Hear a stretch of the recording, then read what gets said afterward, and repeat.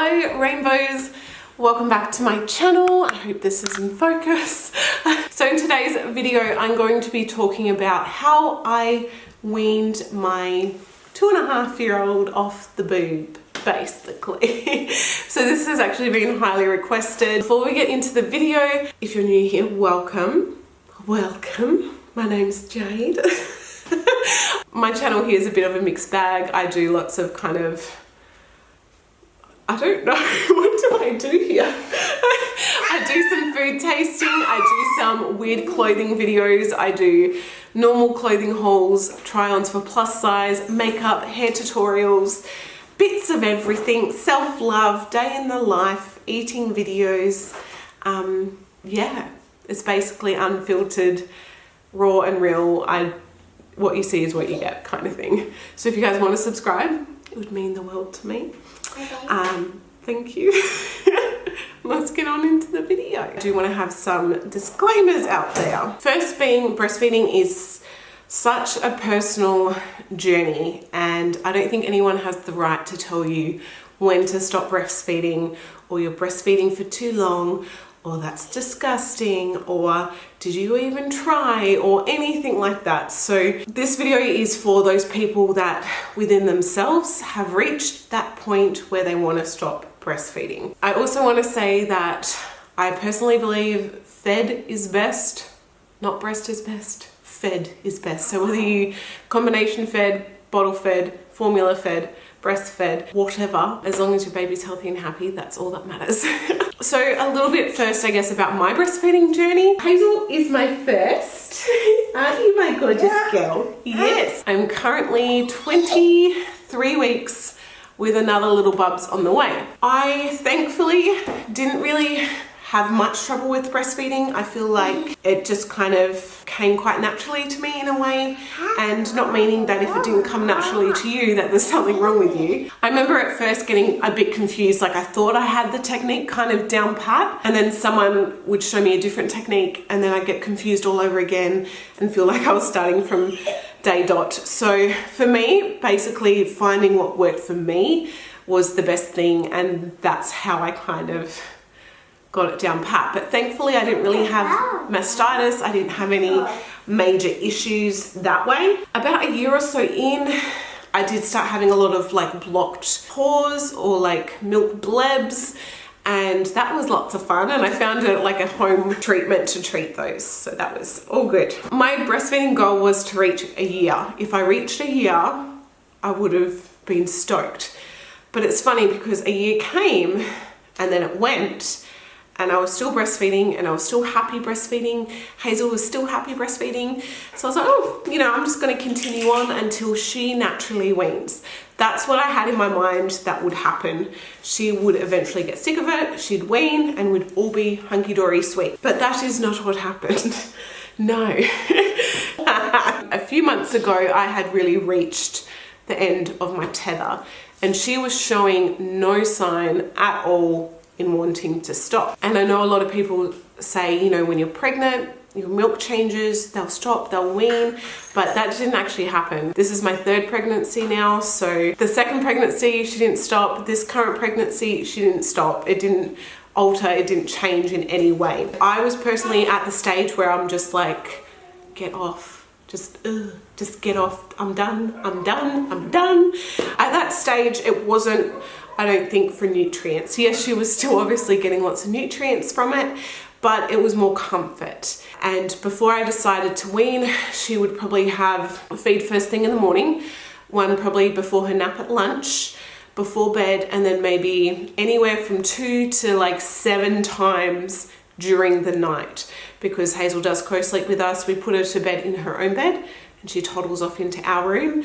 And if every time she woke up during the night, I found it easier just to flop the boob out, give her some boob, and then she'd fall asleep and all would be sweet. But then I'd do it again and again and again throughout the night. So I think no one can personally tell you when you're ready to stop.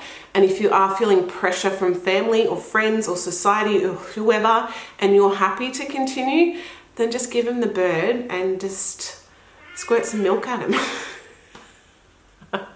But if you know within yourself that you're ready to stop, even if baby isn't ready, then this is what I did to stop. By the stage that I had decided to stop, Hazel wasn't having massive feeds either. They were only quite little feeds, and I don't think I really had that much kind of supply left. But the first thing I did was drop out morning and lunch feeds. So I started with the morning feed and then worked on to the lunch feed. As I said, a lot of it is comfort, but a lot of it is also distraction. They're used to, at this certain point, having this routine of having a feed. So I found I had to start distracting Hazel, changing what we were doing. Wow. Doing something new and exciting, giving her cuddles or anything like that. So my morning feed distraction was if she'd come up and ask for boob, she could start lifting up my top, start unclipping my bra, and I'd be like, no, sweetie, let's go get your lolly. I actually bought her some kids vitamins. I'm not saying you have to go out there and do that, but I felt, you know, she's not getting the nutrients from the boobs anymore. She's doesn't eat that many veggies. And I thought if I can introduce something fun that's kind of healthy, got some veggies in there, then that can be our morning distraction. Like, you didn't have boob today, here's a lolly, here's a treat, good on you. You can only give these once a day for her age group. So that was her morning kind of, well done, you didn't have boob, here's a lolly. And it did really distract her, and she liked the way they taste. These are the Nature's Way Kid Smart Vita Gummies. They're multivitamins and veggies. Basically little soft, chewy tube kind of lollies. So that would kind of distract her for the first part in a way. If she was still coming at me for boob, I'd be like, no, let's get a water. Maybe let's go and make a special drink. Do you want some Milo? And you know, I'd just try and change her train of thinking. Let's have something else to eat if it's a hunger thing. Or why don't we go and do some painting? Or let's go to the park. Let's get the hose and water the plants outside. Let's wash the dogs. Oh, you want the hose. So yeah, a lot of it was that kind of distraction.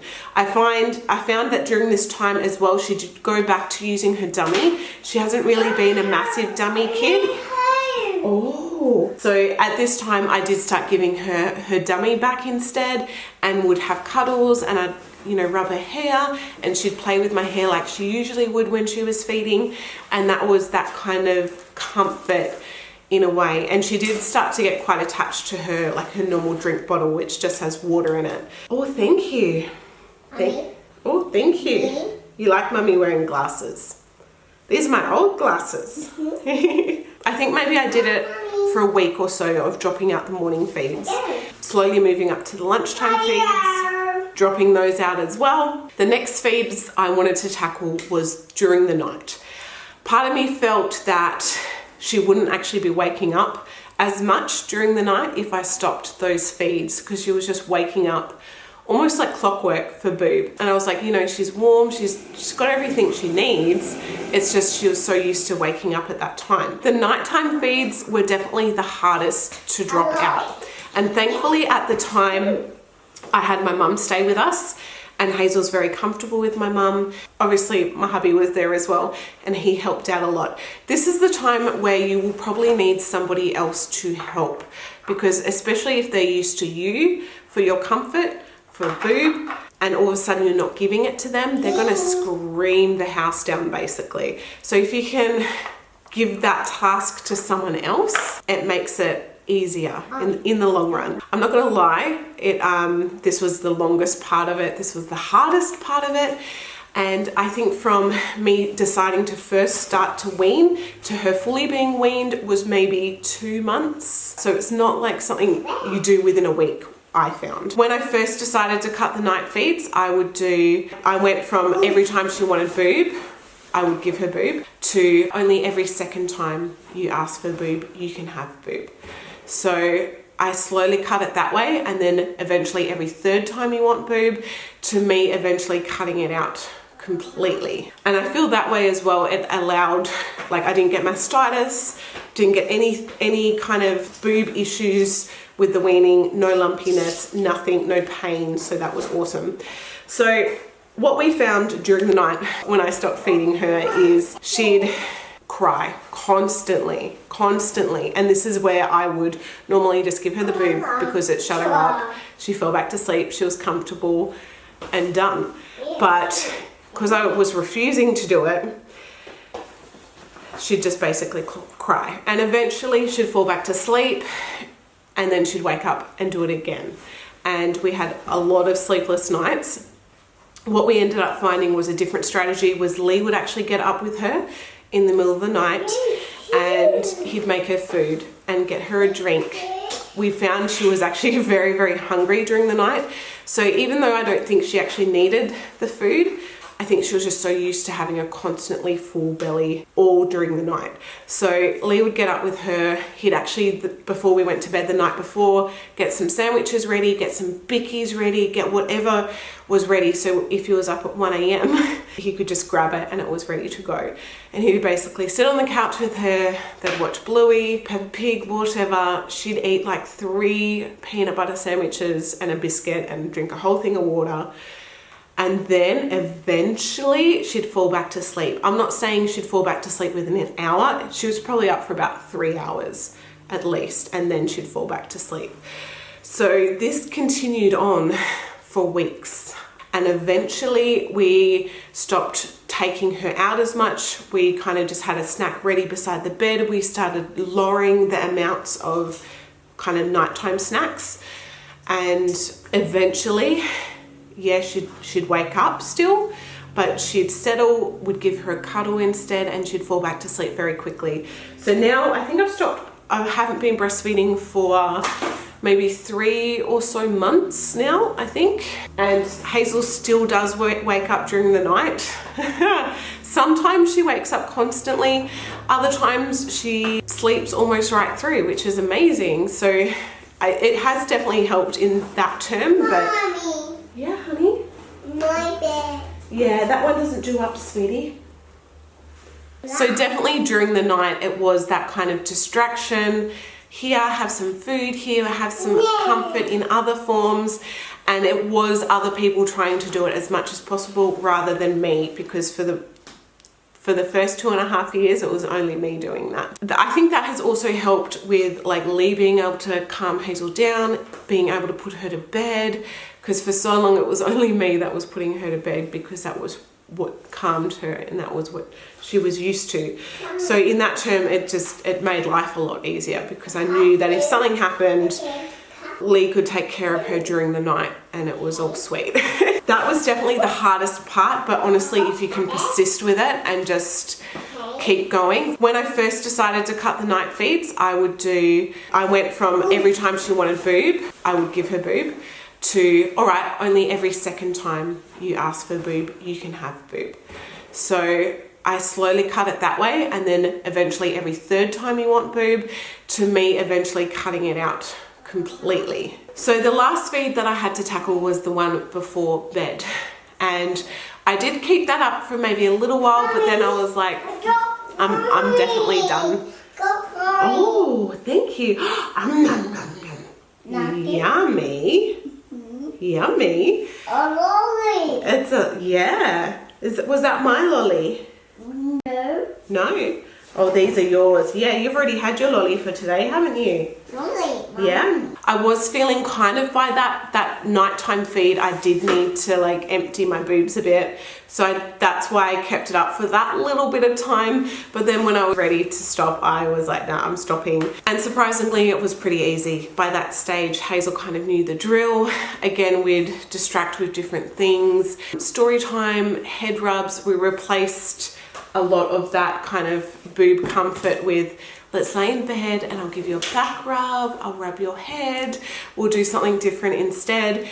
And yeah, it definitely worked. Even now, occasionally, like she's still fascinated with my boobs. If we have a bath together for quite a while, she'd be like, Mummy, boobs, Mummy. And she'd like slowly kind of get closer, like to see how close she could get to them with her mouth before I said anything.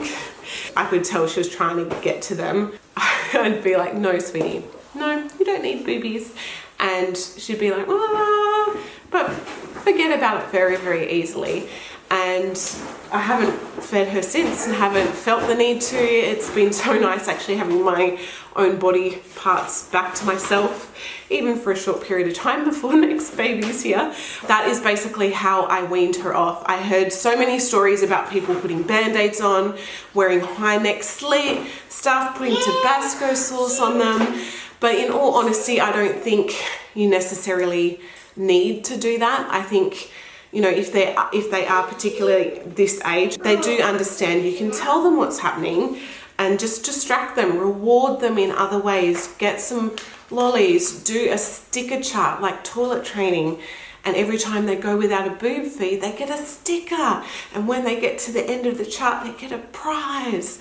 So just, you know, make it exciting, make it like they're independent and they can put the stickers on the chart, and, you know, tell them what's happening. You don't have to all of a sudden pull this thing that's been a massive comfort to them out from underneath them. Just do it in stages, tell them what's going on, and you'll be fine. If you guys have any other tips, if you have any other questions, I'm definitely not an expert at this, but this is just my experience. Let me know in the comments below, post them below, and yeah, thank you for watching. Bye.